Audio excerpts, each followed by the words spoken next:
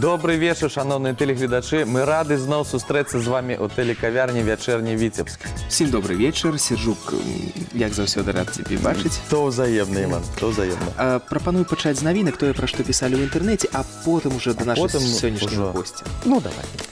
Зараз усе ж рыхтуюць падарункі, ладзяць нейкія сюрпрызы. Дык вось прэзідэнцкі аркестр сабраў выпадковых гледачоў у зале чакання на мінскім вакзале. Аркестр выканаў вядомыя сусветныя хіты, высветлілася, што і сам аркестр адзначае 15-годдзе, і чыгунцы 155 гадоў, і 2 мільёны пасажыраў купілі білеты праз інтэрнэт, і яшчэ і Новы год хутка. Усё ў адным віншаванні атрымалася. Вось зараз у Віцебску адначасова з нашай праграмай пачаўся навагодні парад Дзядоў Марозаў. На працягу паўгадзіны будзе перакрыты рух ад плошчы Свабоды да плошчы Перамогі, і ўжо да канца свята запаляцца ўсе елкі ў горадзе. Ну а калі скончыцца наша праграма, Віцебск уже не будзе ранейшым. Майстар з Глыбокага Віктар Дудкевіч зрабіў прыгожую батлейку, беларускі лялечны тэатр. Ён збіраецца прадставіць яе на адной з выстаў у Віцебску. Віктар працуе ў глыбоцкім доме рамёстваў, разьбяром. Ён таксама піша карціны, займаецца рэканструкцыяй старадаўніх цацак. Майстар вядомы тым, што робіць і незвычайныя рэчы з дрэва.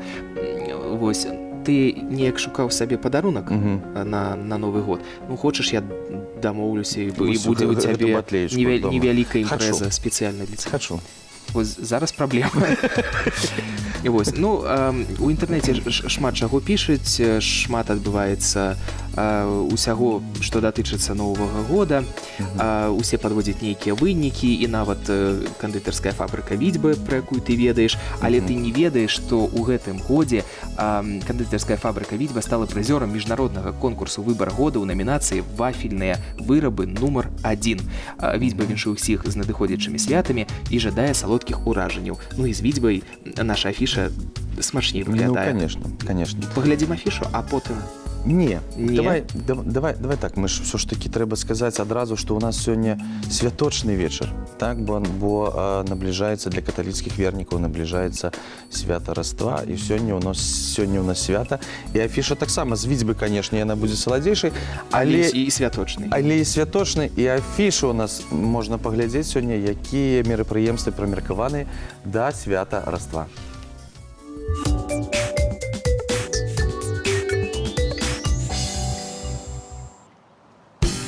Бисквитный рулет «Мамита» и пирожные «Сноу Макс» с различными начинками понравятся и взрослым, и детям. Попробуйте, и пусть ваши будни наполнятся новым вкусом. Витебская областная филармония приглашает на новогодний утренник «Зимняя сказка. Продолжение». Маленьких зрителей ждет увлекательная, почти детективная новогодняя история, полная неожиданных поворотов сюжета и волшебства. Веселая атмосфера, песни и танцы, красочные костюмы и декорации. Все, что нужно для новогоднего настроения в преддверии самого любимого праздника. Начало в 14:00. Музей истории частного коллекционирования представляет выставку антикварные елочные игрушки «Елочка гори». В коллекции витебчанки Натальи Ковалевой насчитывается около 3500 антикварных елочных игрушек и украшений. И посетители смогут познакомиться с самыми первыми игрушками из картонаша и ваты, монтажными игрушками, игрушками военного времени из проволоки, а также с тематическими сериями елочных игрушек разных десятилетий. Выставка работает с 10:00. 25 декабря католические храмы Витебской епархии приглашают встретить главный духовный праздник года Рождество Христово на праздничных службах. Витебская областная филармония поставляет рождественский концерт симфонической музыки «Let It Snow». Симфонический оркестр Витебской областной филармонии – один из наиболее любимых творческих коллективов города. По традиции, 25 декабря симфонический оркестр дает рождественский концерт. Музыканты готовят богатую, яркую программу, наполняющую слушателей чувством радости и вдохновения. В программе музыка Морриконе, Манчини, Стайна и других. Начало концерта в 18:30.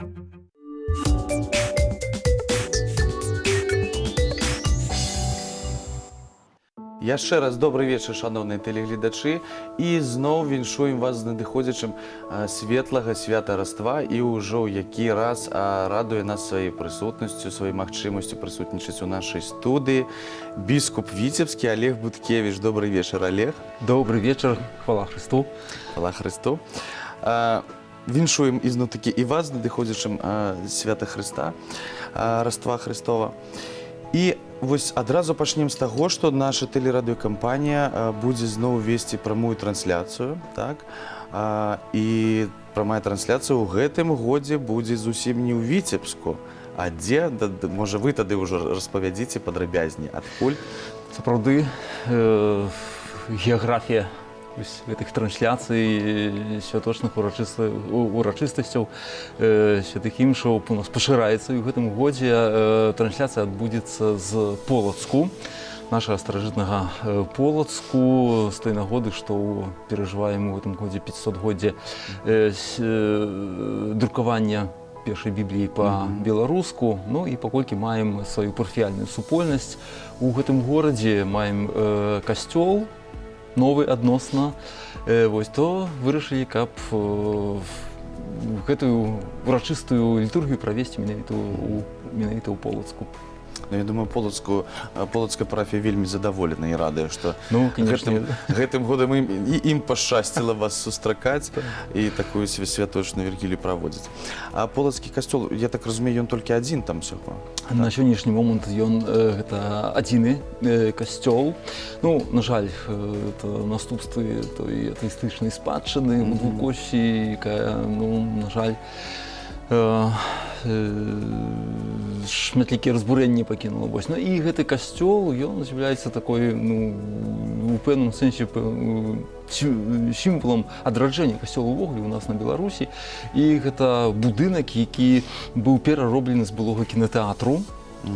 Ось такая адметная рыса таго часу адраджэння касцёла, калі это сакральныя будынкі паўставалі ўжо з іншых нейкіх аб'ектаў. Узамен таго, што калісьці у свой час каталіцкія касцёлы былі руйнаваныя альбо прызначаныя на іншыя нейкія патрэбы.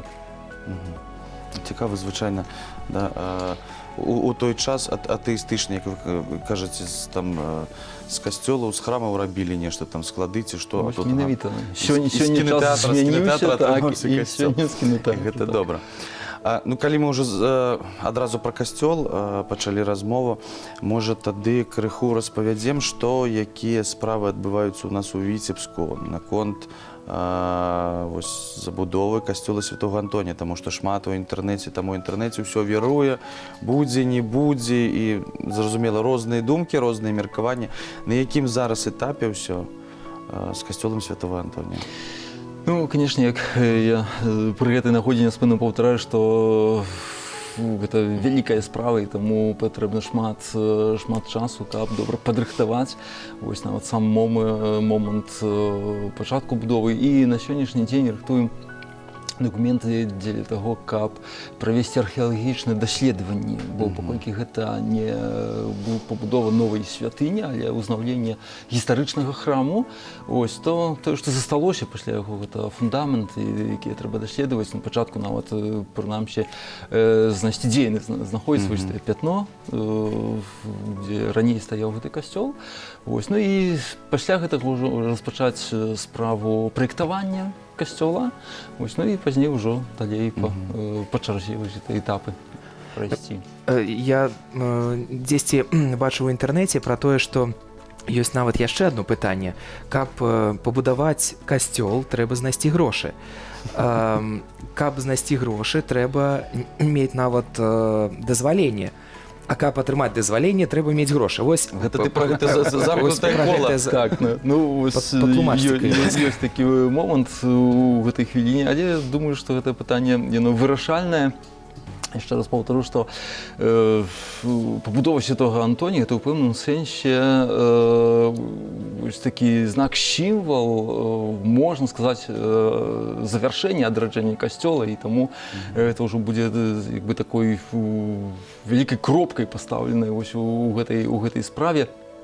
І таму мы за гэты час ужо амаль 20 год існавання Віцебскай дыяцэзіі маем багаты вопыт адбудовы святыняў, і ў большасці выпадкаў таксама была падобная сітуацыя, што ніколі на пачатак дастаткова або ў поўнай меры тых сродкаў не было. Вось. Але, як я заўсёды паўтараю те словы Святога Пісання, што калі гэта Божая справа, то, напэўна, яна здзейсніцца. І ёсць сапраўды шмат ахвотных людзей, якія былі б гатовыя дапамагчы і ў нашай краіне, за яе межамі. Вось. Ну, але дзеля гэтага, каб ўжо афіцыйна мы былі пэўныя, што можам сапраўды распачынаць гэтую будову, патрэбен гэты дазвол на тое, каб мы гэтымі справамі ўжо Ну, я так разумею, і археалагічныя даследаванні ў сэнсе будуць раскопкі нейкія? Значыць, гэта не будуць маштабныя раскопкі, бо на пачатку на год, на два, которые каб там паглыбіцца археолагам. Увогуле, канешне, паколькі гэта будынак, які знаходзіцца ў цэнтры горада, то па часе мы, канешне, будзем абмежаваныя, і таму гэтыя справу таму трэба іх добра падрыхтаваць, каб пазней у хуткім часе можна было гэтыя працы правесці. Таму што, ну, вы ж разумееце, я кажу так, што калі гэта ўжо будзе стаяць не на тым фундаменце, што гэта ўжо ўсё, гэта не той касцёл зусім, таму што фундамент. Ну, ведаеце, нават адносна распалажэння, тут дыскусійныя справы, якія можна яшчэ будзе разглядаць і вырашаць. Таму яшчэ наперад зараз не хочацца загадваць, дзе, на якім месцы канкрэтна будзе стаяць касцёл, але маем надзею на тое, што это ўсё будзе адпаведным чынам зроблена. Ну, поспеху у гэтай нялёгкай справе. Іван нам ужо агучыў нават з такім момантам. Гэта адна з праблем, якую я убачыў у інтэрнэце. Я ведаю, ёсць шмат, і пра ўсе размаўляць не будзем. А ў Білева нават там усё прасцей. Так. Там няма старога фундамента. Гэта, зрэшты, для нас яшчэ адна такая радасць, што у новым мікрараёне, у горадзе, як кажуць, у шагавай даступнасці будзе яшчэ адна святыня, якая дазволіць людзям, якія жывуць у гэтым месцы, а там шмат маладых людзей, маладых сем'яў, што яны будуць мець магчымасць наведаваць касцёл, не выязджаючы дзесьці далёка ад свайго дома. І, дарэчы, нават і ў Білева захавалася тая традыцыя нашай краіны, дзе побач з каталіцкім касцёлам ёсць праваслаўная царква. Мы таксама ў Білева будзем амаль па-суседскі знаходзіцца. Ну, гэта нармальна абсалютна для віцебскай сітуацыі. Тыповая, пачынаючы з часоў Вялікага княства Літоўскага. Калі царква заставання стаяла паміж дамініканскім і фарным касцёлам, а побач яшчэ і сінагога вялікая, і ўсё было добра. На кругі свая. Вось. Алеха, скажыце, зараз шмат мерапрыемстваў, шмат, так? Што вось такое самае цікавае будзе? Я ведаю, што будзе конкурс каляднай песні ў Міёрах. Традыцыйным ужо стало правядзенне у часе святого Божага нараджэння дзён хрысціянскай культуры. І трэба адзначыць, што з кожным годам гэтае мерапрыемства выклікае ўсё больш шырэйшы інтарэс сярод розных арганізацый. Перадусім, у гэта вельмі актыўна падключаюцца школы і шмат дзяцей, настаўнікаў, яны вельмі ахвотна бяруць удзел у выставах, якія прысвечаны гэтай падзеі. І яшчэ наперадзе нас чакаюць дзве такія вельмі важныя падзеі. Гэта конкурс батлейк, які ўжо традыцыйна праводзіцца ў Віцебску, і таксама конкурс каляднай песні, які таксама ўжо па традыцыі праводзіцца ў мёрскай парафіі, ў Мёрах.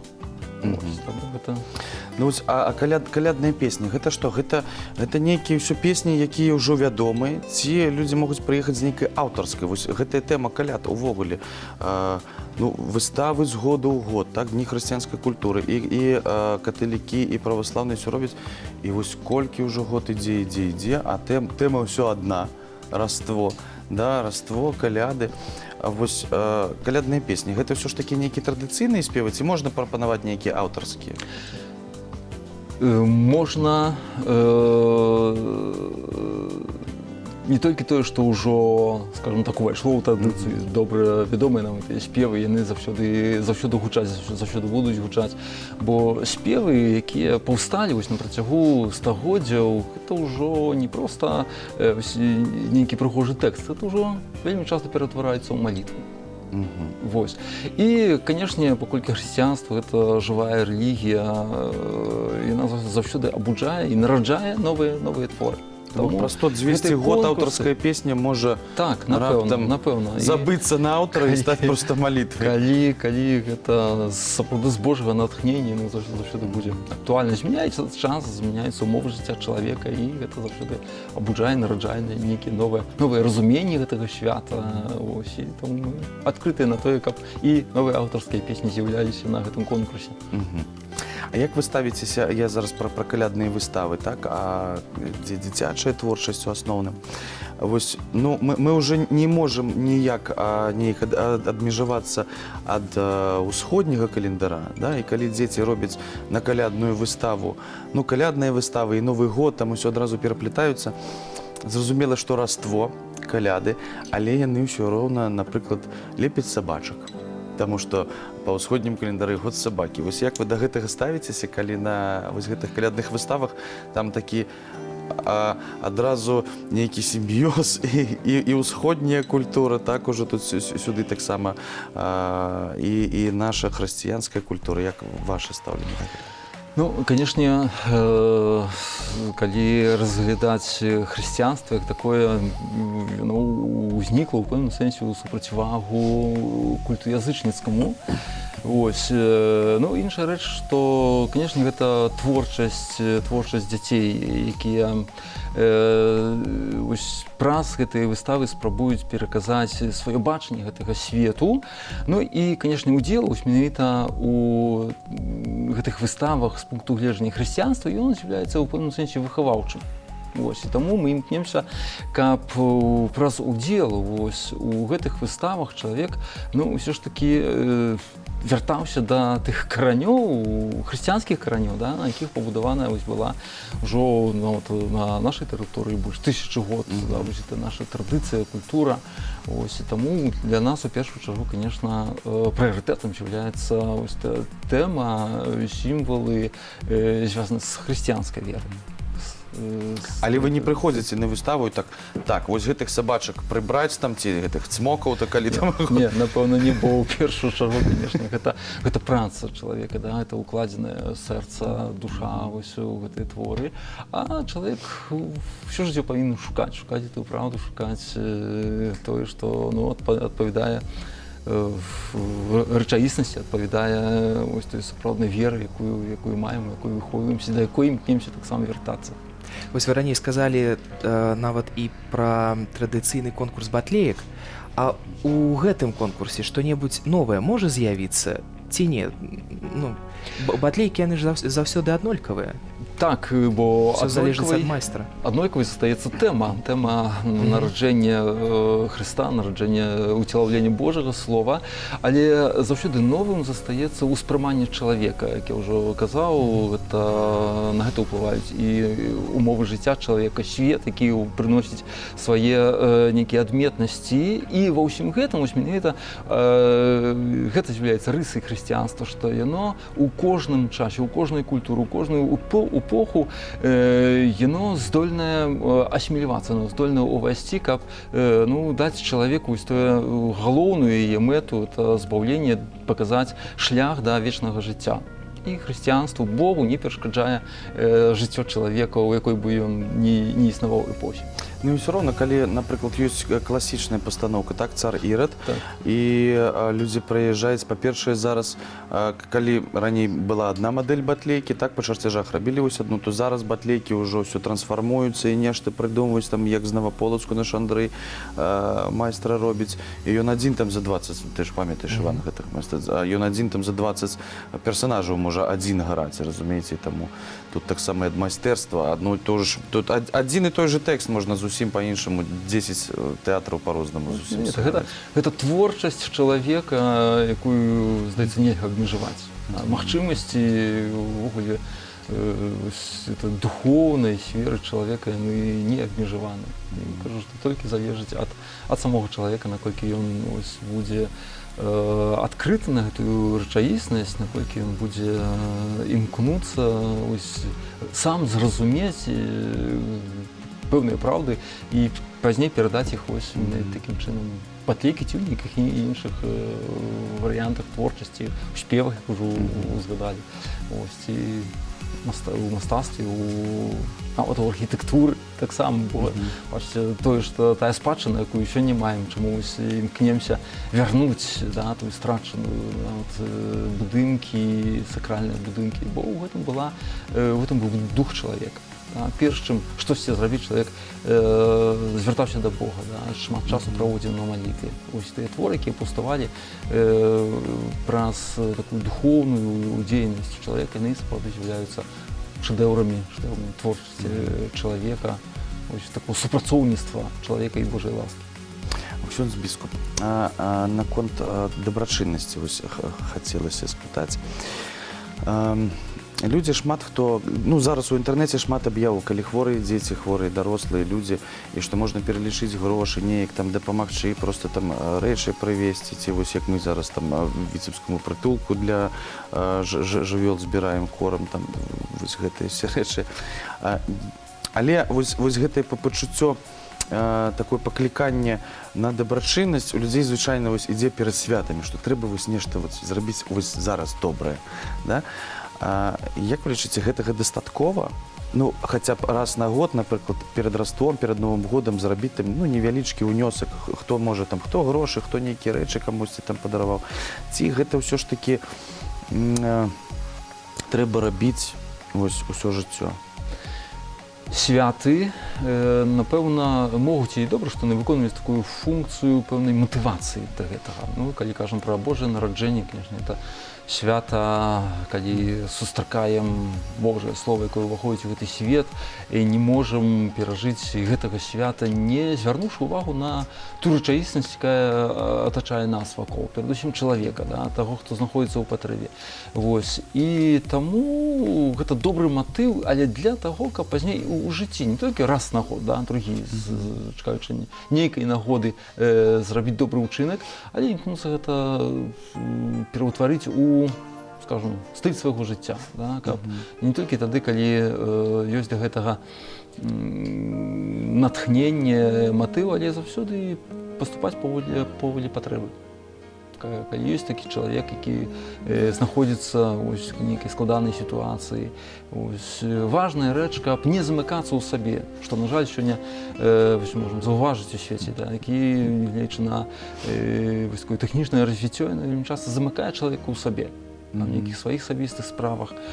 І таму святы яны дапамагаюць проста выйсці з свайго нейкага цеснага свету, міру, а убачыць рэчаіснасць, якая ёсць вакол нас, і праз гэта чалавек рэалізуе сябе як чалавек. І знаходзіць таксама дарогу да свайго асабістага шчасця, бо як я калісьці зразумеў такі прынцып, што сваё асабістае шчасце гэта толькі пабочны эфект ад таго, што мы паспрабуем зрабіць шчаслівым кагосьці іншага. Гэта, в прынцыпе, сапраўды дзейнічае. Дабрачыннае таварыства Карытас, усіх дзейнасць, яна ж безупынная. Шмат людзей далучаецца да іх дзейнасці, дапамагае, людзі, якія прыходзяць і кажуць, я хачу з вамі працаваць, дапамагаць вам заўжды. Хапае такіх людзей, ці ўсё ж такі з гэтымі валанцёрамі цяжкая сітуацыя? Напэўна, патрэбаў заўсёды будзе больш. Тое, што датычыцца дабрачыннасці у касцеле, у царкве, увогуле ў хрысціянстве, гэта тое, што было ад самага пачатку, як знаходзім гэта ў Святым Пісанні, дзе заданнем першаснага касцёла гэта было, між іншым, побач з абвяшчэннем Божага Слова і дапамога менавіта людзям бедным. І таму якраз у выпадку касцёла дабрачыннасць гэта пастаянная справа, не толькі ад свята да свята, але на працягу года заўсёды ёсць, скажем так, праца па тым, каб дапамагаць. У гэтым таксама ёсць супрацоўніцтва з грамадскімі структурамі, якія таксама гэтым займаюцца. Касцёл падтрымлівае, наколькі можа, тыя структуры, якія дапамагаюць людзям бедным, хворым, і таму наша прысутнасць вельмі часта ў дамах састарэлых, у шпіталях і у дзіцячых дамах.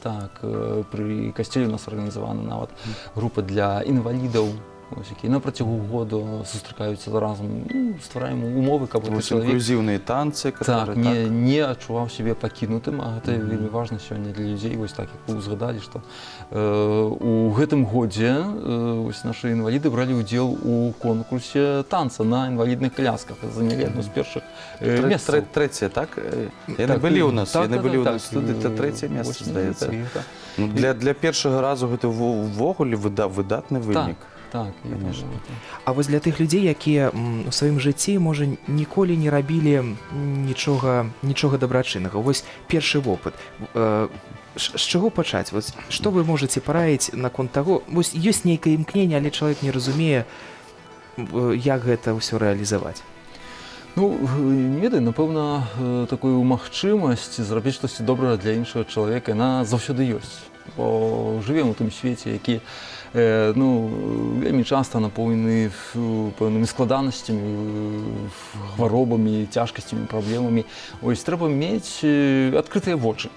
Трэба мець адкрытыя вочы і жаданне штосьці зрабіць для іншага чалавека. Магчымасцяў сапраўды ёсць шмат.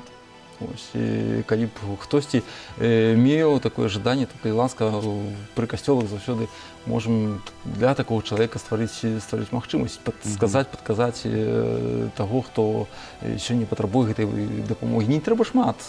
Канешне, у першую чаргу, як для веруючага чалавека, то такім першым крокам заўсёды ёсць малітва, якая мае таксама вялікую вагу. Вось. І калі ёсць жаданне, то магчымасць заўсёды знойдзецца. Добра. Я думаю, вось просто вычарпальна, так, Іван? Пра дабрачыннасць нам распавіў ксёндз біскуп. Але мы ведаем, што у вас чакае такая, як нам сказаў прэс-сакратар, справаздача у Папы Рымскага, так. Падзея. Будзе гэта, так? Так, у гэтым годзе чакае нас сапраўды візітацыя, візіт Агімена, так званы, ось, да парогаў апостала ў перакладзе, якая з'яўляецца для біскупаў пэўным абавязкам раз на нейкі час наведаваць апостальскую сталіцу, наведаваць розныя кангрэгацыі для вырашэння тых спраў, якія ўзнікаюць падчас дзейнасці, душпастарскай дзейнасці, жыцця касцёла. І адным з такіх адметных пунктаў, канешне, ёсць спатканне з святым айцом. Для мяне гэта будзе першы візіт, таму, зразумела, хвалюючы яшчэ ніколі такога не перажываў у сваім жыцці, але спадзяюся, што ўсё будзе добра. Я ўпэўнены, што ўсё будзе добра, і потым трэба будзе зноў сустрэцца, каб падзяліліся сваімі ўражаннямі. Ксёндз біскуп, у нас ёсць унікальныя кадры з жыцця віцебскай дыяцэзіі, таму што ў гэтым годзе споўнілася, калі параўноўваць з чалавечым жыццём, паўналецце, так, адсвяткавала віцебская дыяцэзія. Праз 2 гады ў 19-м годзе адсвяткуе сваё 20-годдзе. І у нас ёсць за гэты 18 год унікальныя цікавыя кадры, прапаную паглядзець разам з намі. Дзякуй.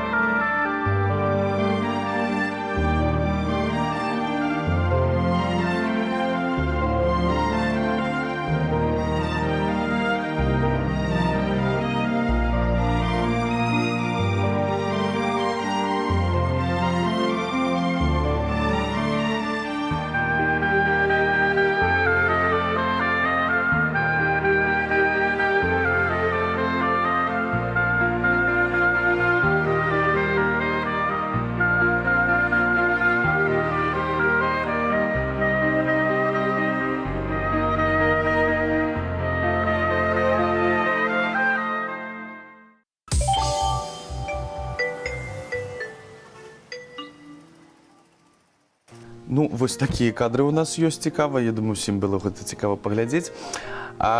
У нас увесь час ужо з пачатку праграмы ляжыць цудоўная кніга. Можна мне пагартаць і распавядзіце нам, калі ласка, пра яе. Што ж тут такое? Я так разумею, што гэта першае беларускамоўнае выданне новага запавета. Напэўна, не першае. Не першае. Ну, калі ўжо паглядзець у гісторыю на беларускай мове, мы ў гэтым годзе святкуем 500 год першага выдання Бібліі на беларускай мове. За гэты час, канешне, былі розныя спробы перакладу. Ну і разам з аднаўленнем структураў касцёла на Беларусі, канешне ж, мы не маглі пакінуць без увагі гэтую важную справу, як пераклад Святога Пісання на беларускую мову. І вось зараз у вашых руках экземпляр новага запавету, перакладзены ўжо афіцыйна, перакладзены на беларускую мову.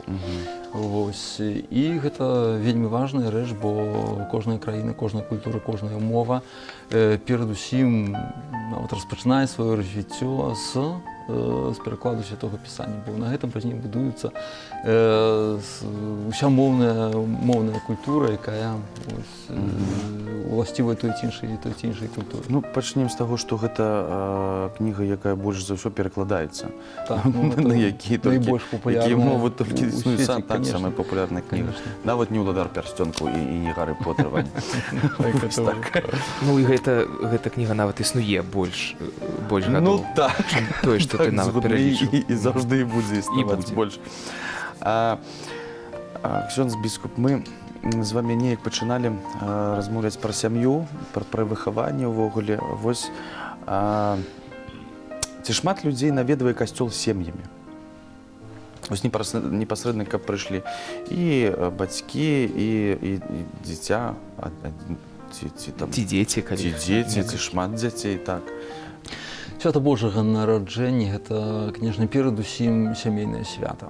Свята, якое не толькі дазваляе чалавеку дакрануцца да вялікіх таямніцаў, звязаных з прысутнасцю Бога ў гэтым свеце, але гэта свята, якое дапамагае аднавіць у пэўным сэнсе вось тыя сувязі ў сям'і паміж роднымі, паміж бацькамі і дзецьмі, паміж дзецьмі. І вось гэты момант, это вельмі важная такая рыса гэтага свята. І таму трэба адзначыць, што заўважаць такая тэндэнцыя, што штораз то больш сем'яў, маладых сем'яў, бо пасля таго часу атэізму, пераследуючы, няспынна да яго вяртаемся, на жаль, шмат тых наступстваў існуе. Засталося ў свой час у касцеле тое найстарэйшае пакаленне, якое прывозіла маленькіх дзяцей сваіх унукаў. Найцяжэй было з тым пакаленнем сярэднім. Сёння гэта сітуацыя ўжо выпраўляецца.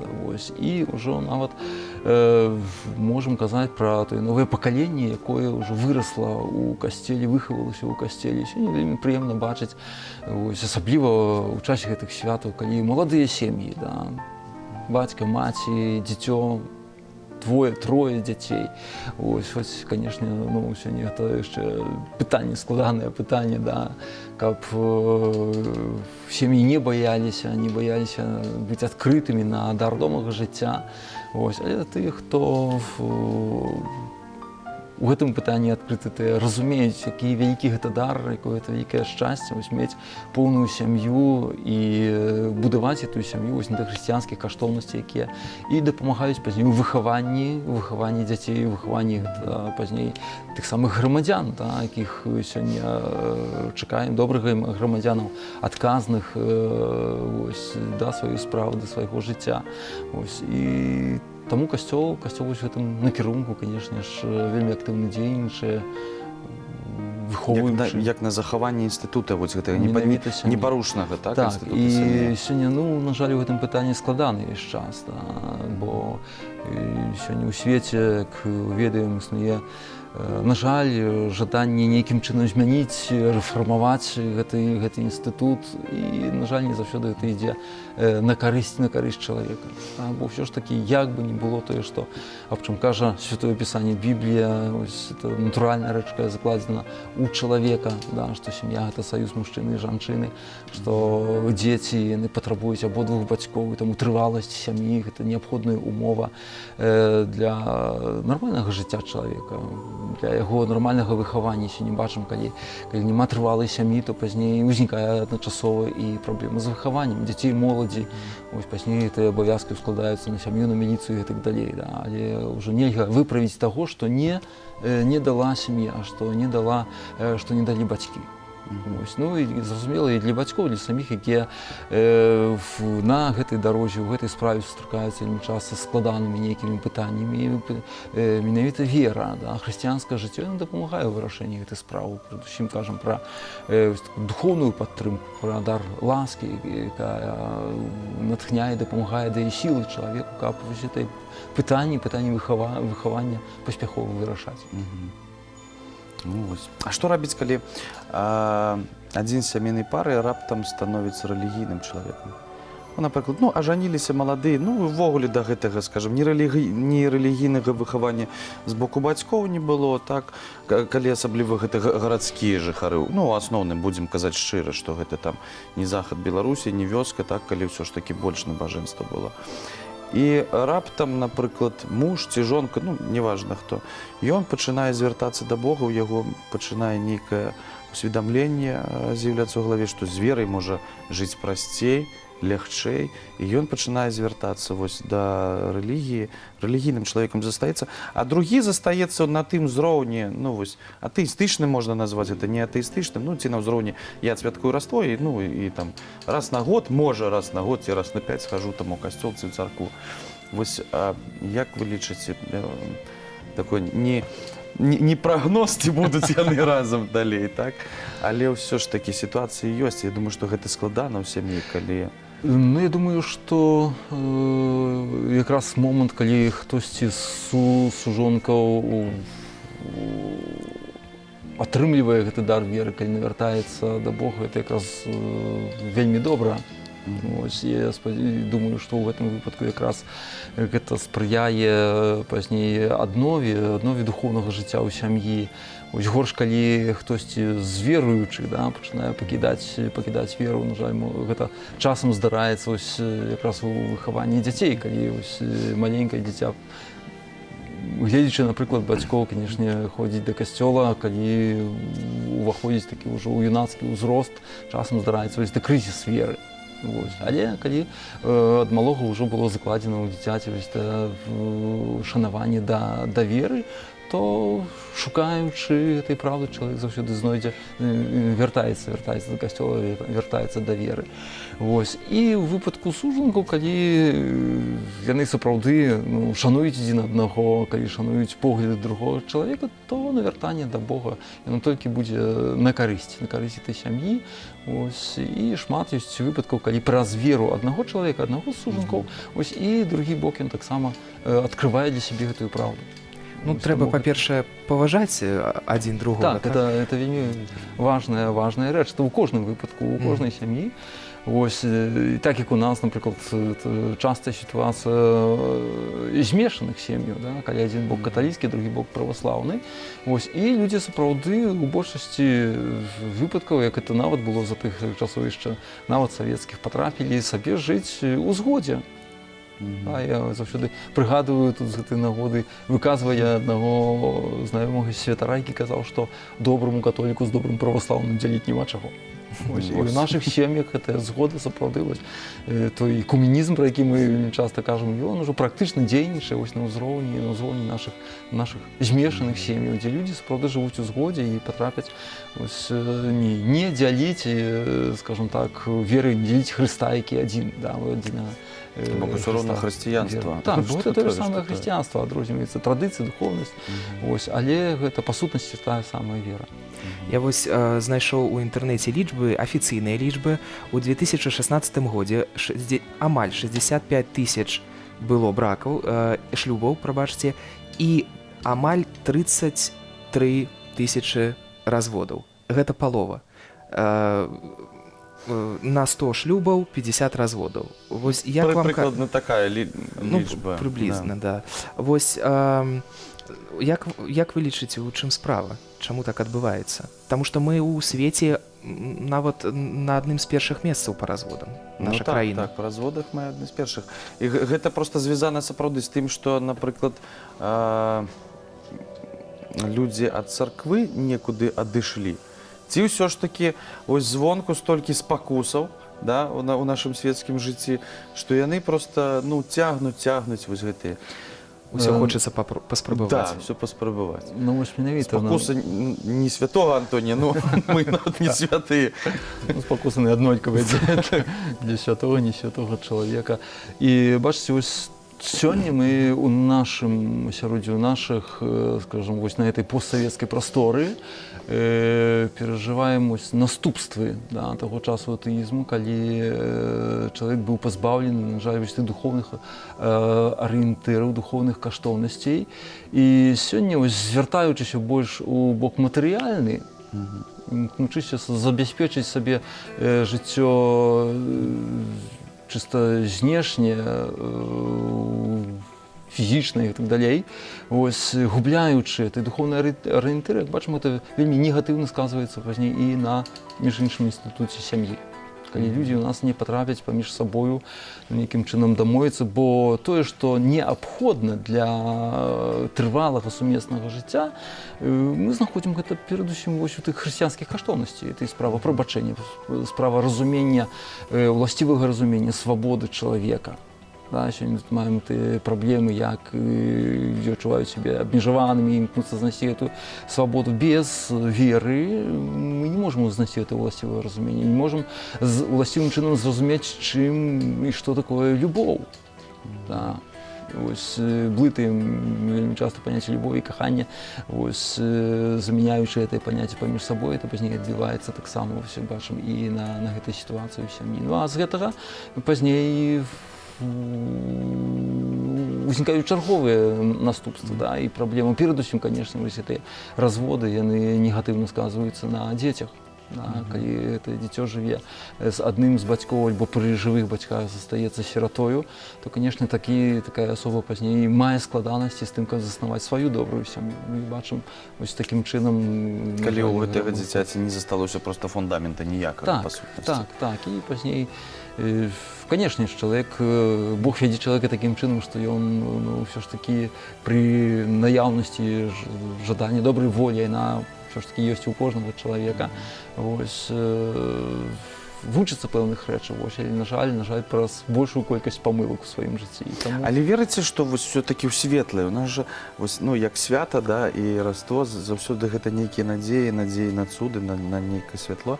Верыце, што гэта сітуацыя ў нас, не будзем зараз сказаць за ўсю планету, хацелася б, але трэба пачынаць з малога ў нас, з Беларусі, што ўсё ж такі ў нас сітуацыя выправіцца ў лепшы бок. Напэўна, і надзея, гэта наш фундамент. Ўсё ж такі, так як паказвае гісторыя, зноў ж, калі верым нашу веру хрысціянства, якая вырасла на фундаменце старога запавету гісторыі абранага народа, дзе таксама праз розную нявернасць, сцягваючы на сябе у пэўным сэнсе адказнасць пакарання, то навяртанне да Бога, перамена жыцця заўсёды з'ядноўвала пазней і вось тую ласку перамены жыцця чалавека. Таксама я спадзяюся, што гэта будзе ў нас. І нават у такім знешнім праяўленні ўжо можа сёння бачыць і ў нашай краіне той выгляд і нават нашых гарадоў, якім бы чынам гэта не адбывалася, для мяне гэта яўны знак таго, што навяртанне да Бога, хоць можа не заўсёды такое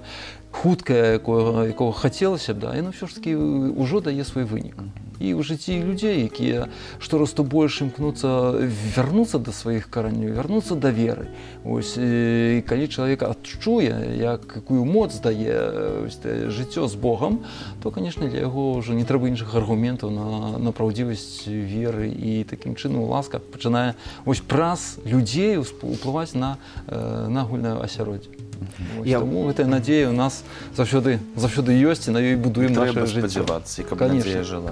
Я вось аб чым зараз падумаў, нават каляды, вось гэтыя ўсе святы, вось раство, у гэтыя дні можна заключаць шлюб, ці будзе ён нейкім, я не ведаю, цудадзейным, нейкім іншым? Для добрай справы няма перашкодаў альбо няма такога часу, каб гэта было забаронена. Вядома, ёсць час посту, сцэны ўстаноўлены касцёлам, калі нельга гучна адзначаць гэтых падзеяў, але заключыць шлюб, вярнуцца да Божай ласкі, атрымаць благаслаўленне, для гэтага ніякіх ніколі перашкодаў для чалавека няма. Ксёндз біскуп, неяк размаўлялі з вамі і пра Бога, як пра бацьку, як пра бацькоў, калі можна яшчэ Багародзіцу. Вы казалі пра тое, што проста трэба усвядоміць тое, што Бог гэта як звычайныя бацькі, якія любяць не за што-то, а проста так, і што гэта проста быць нармальным сынам, скажем так. Ці ўсё ж такі вось жыццё рэлігійнага чалавека, які ходзіць у касцёл ці ў царкву, мы ўвогуле зараз берам хрысціянства ўсё, ці гэта ўсё ж такі нейкая своеасаблівая ахвяра, ці гэта памылковае меркаванне некаторых людзей, якія лічаць, што яны нясуць ахвяру і вось, закрываюць, скажем так, нейкі канал сувязі з Богам, калі можна проста атрымліваць там любоў Божую і ласку. У хрысціянстве гэтае пытанне суадносінаў Бога і чалавека, конечно, вось так, як вы правільна узгадалі, яно прыйшло на новы ўзровень. І менавіта ў Хрысце мы, сапраўды, хрысціяне, як адзіная рэлігія ў свеце, маем такую адвагу Бога называць айцом. В сваю чаргу, конечно, мы аўтаматычна становімся і маем права сябе называць ягонымі дзецьмі. І вось праз эту аналогію, якая існуе і ў жыцці чалавека, мы шмат рэчаў можам зразумець вось менавіта ў адносінах нават з той вышэйшай рэчаіснасцю, якой з'яўляецца Бог. І кажучы пра святасць чалавека, той дар духоўнай дасканаласці, які з'яўляецца менавіта тым дарам Божым, які даецца чалавеку, які шукае ўсё ж такі этой больш цеснай сувязі з самім Богам, яна, ахвяра. Ведаеце, паняцце з чалавека, які гнецца да Бога, яно заўсёды будзе звязана з пэўнымі абмежаваннямі. Мы жывем у гэтым свеце, які абмяжоўвае чалавека. Але разам з тым, ось тут крыецца і уласцівае паняцце свабоды чалавека. І калі гэтымі абмежаваннямі ёсць закладзены ў нашу натуру самім створцай гэтай пэўнай правілы, якія маем у выглядзе Божага закону, то гэтае абмежаванне яны якраз пакідаюць чалавека свабодным. І гэта праяўляецца менавіта ў тым, што чалавек, рэлігійны чалавек – это нармальны чалавек. Але вядома, што могуць быць розныя адухіленні, так як у кожнай сітуацыі, як паўсюль. Але перадусім вера, сапраўдная вера, пошук, шчыры пошук Бога, Божай праўды, яна дапамагае чалавеку заставацца проста чалавекам, заставацца нармальным чалавекам. Ось збоку неверуючых, магчыма, это можа выглядаць крыху дзіўна, што ён там забыўся ў тым касцеле ці ў царкве, што ён ходзіць туды кожную нядзелю. Але трэба адчуць, трэба зразумець гэта дзеянне Божай ласкі, каб мець тое перакананне, што для мяне гэта сапраўды неабходна, як паветра, як ежа, духоўнае жыццё. Ксёндз біскуп, на жаль, час у нас зноў імкліва праляцеў, і у вас ёсць магчымасць павіншаваць усіх вернікаў з раством. З прыемнасцю. Свята Божага нараджэння, якое зноў падыходзіць да нашых дамоў, гэта час, калі мы адкрываем нашыя сэрцы на Бога, на Божую ласку. Христос прыходзіць, каб заставацца з чалавекам, каб быць разам з намі у тыя хвіліны, калі мы перажываем выпрабаванне, цяжкасці, розныя складанасці. І Ён прагне, каб мы адкрылі для Яго свае сэрцы. Прагне пасяліцца ў іх так, як калісьці пасяліўся ў звычайнай віфлеемскай стайні. І таму хачу пажадаць, каб у часе гэтых святаў мы даверыліся, так як у свой час даверылася Божая Маці Божай волі і праз гэта адчула яго моц, адчула радасць спаткання з Богом, радасць яго перамогі над грахом, над злом і нават над смерцю. Таму хочу пажадаць, каб у гэтым часе кожны з вас адчуў гэтую радасць, радасць спаткання з Богом, радасць яго прысутнасці ў нашым жыцці. І няхай нованароджаны збаўца будзе для нас той мэтай нашага жыцця і крыніцай сапраўднага супакою, радасці, святла. І гэтыя дабрадзейнасці няхай спрыяюць і спадарожнічаюць вам ва ўсім вашым жыцці. А гэтыя свята няхай адбудуцца у сапраўдным супакоі, радасці і ў святле. Усяго самага найлепшага са святам. Христос нарадзіўся, славім Яго. Дзякую вялікі, ксёндз біскуп, за тое, што знайшлі час. Здароўя вам, поспехаў у вашай працы, плёну і добрых людзей на вашым шляху. Дзякуй Всяго вялікі. добрага. Дзякуй. До наступных сустрэч.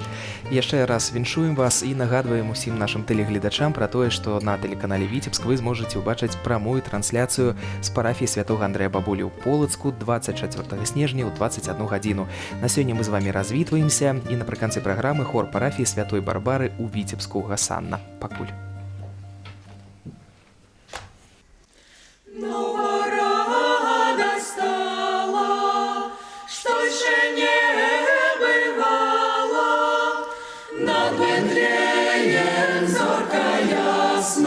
Свету засияла, над Бетлеем зорка ясна, свету засияла, где Христос родился, с девы в тело вился, ніби чоловік убогий, у пялёнки спавился. Ніби чоловік убогий, у пялёнки спавіўся, пастушки з ягняткам, перад тым дзіцяткам упадаюць на колені для яго славлення, упадаюць на колені для яго славлення. І ми заспяваймо, Христа прославляймо, ды народжаного з Деви покорно прощаймо, ды народжаного з Деви покорно прощаймо. Просим Тебе, Божа, просим, як можем, дай нам в небе жить щасно, на землі